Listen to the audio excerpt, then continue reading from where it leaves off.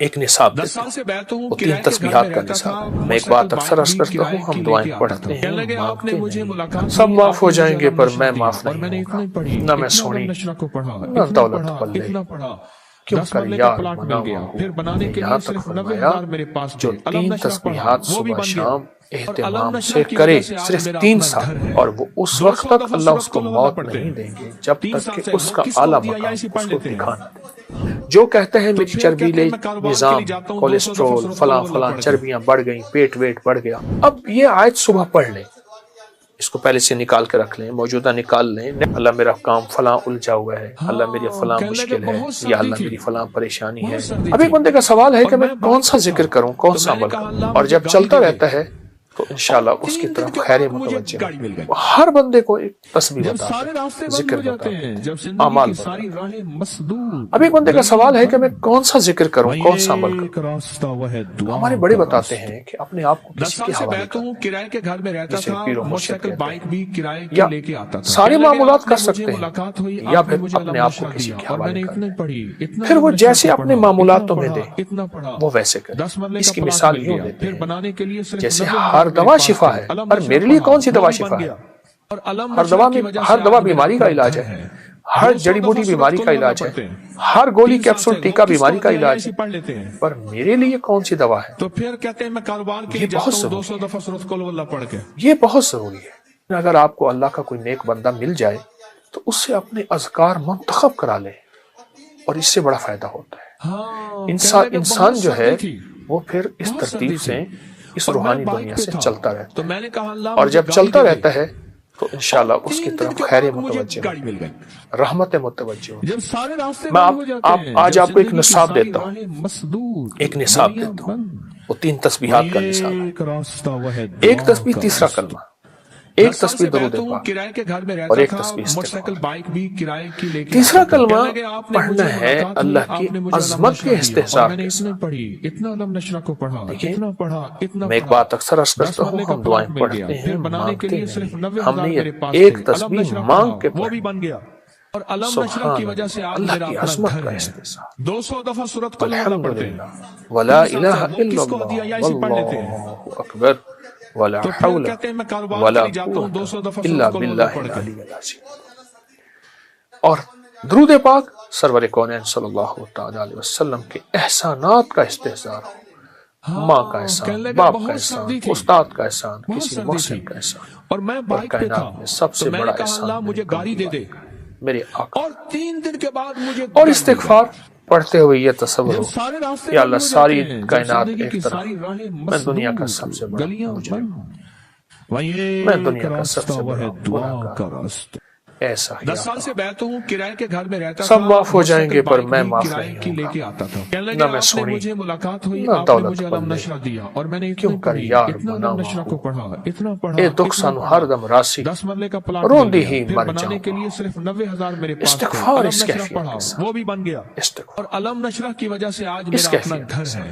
ایک درویش نے یہاں تک فرمایا جو 3 تسبیحات صبح شام اہتمام سے کرے، صرف 3 سال، 3 تسبیحات صبح شام 3 سال اہتمام سے کرے، توجہ سے کرے، دھیان سے کرے، اللہ پاک مرنے سے پہلے اسے جنت میں اس کا محل اور اعلیٰ مقام دکھائیں گے، اور وہ اس وقت تک اللہ اس کو موت نہیں دیں گے جب تک کہ اس کا اعلیٰ مقام اس کو دکھائیں گے۔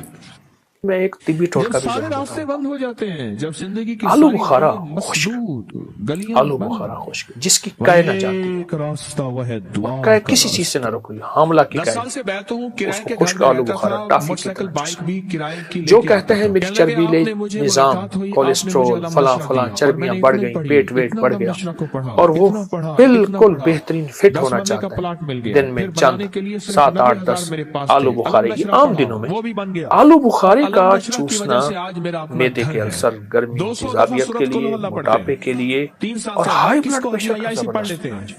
آلو بخارا، خشک آلو بخارے کی بات کریں، اس کو چوستے رہے گٹلی پہن کے، بہت فائدے ہیں اس کے، بہت نفع ہیں، موٹاپے کا علاج، پیٹ کے بڑھنے کا علاج، اور یہ ہائی بلڈ پریشر کا علاج، سخت پیاس کا علاج، سخت گرمی کا علاج، لو کا علاج، جلن کا علاج، اور اس کے علاوہ منہ کے چھالوں کا علاج، معدے کے السر کا علاج، بواسیر کا علاج، آلو بخارا منہ میں رکھ کے چوسیں۔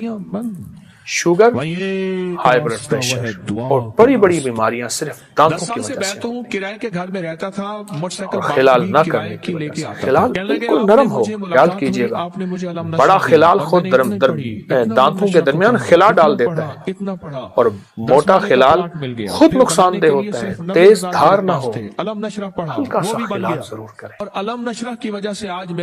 اپنی مزاجوں میں، اپنی طبیعتوں میں، اور خلال کبھی بھی دانتوں کی صحت کے لیے، جسم کی صحت کے لیے نہ کیجیے گا۔ کبھی بھی خلال کروں گا اس سے شوگر نہیں ہوگی، مجھے بلڈ پریشر نہیں ہوگی، بیمار کبھی نہیں کرنا۔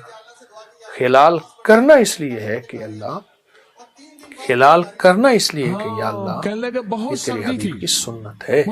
میں تو سنت سمجھ کے کر رہا ہوں، پر میں جس دور میں سنت کو سارا جہان چھوڑ دے، اس دور میں سنت میں عمل کرنے والا ایسے ہے جیسے 100 شہیدوں کا ثواب۔ تو اللہ سنت ہے تیری حبیب، میں اس لیے خلال کر رہا ہوں۔ اچھا، سنت کی ساری برکتیں ملیں گی، صحت بھی مل جائے گی، اور فٹنس بھی۔ آپ ایک آیت ہے، قُلِ اللَّهُمَّ مَالِكَ الْمُلْكِ تُؤْتِي الْمُلْكَ مَن تَشَاءُ وَتَنزِعُ الْمُلْكَ مِمَّن تَشَاءُ وَتُعِزُّ مَن تَشَاءُ وَتُذِلُّ مَن تَشَاءُ بِيَدِكَ الْخَيْرُ۔ بس یہاں تک۔ اب یہ آیت صبح پڑھ لیں، اس کو پہلے سے نکال کے رکھ لیں، موجودہ نکال لیں، نیٹ پہ نکال لیں، موبائل پہ نکال لیں، قرآن پاک میں لکھی ہے۔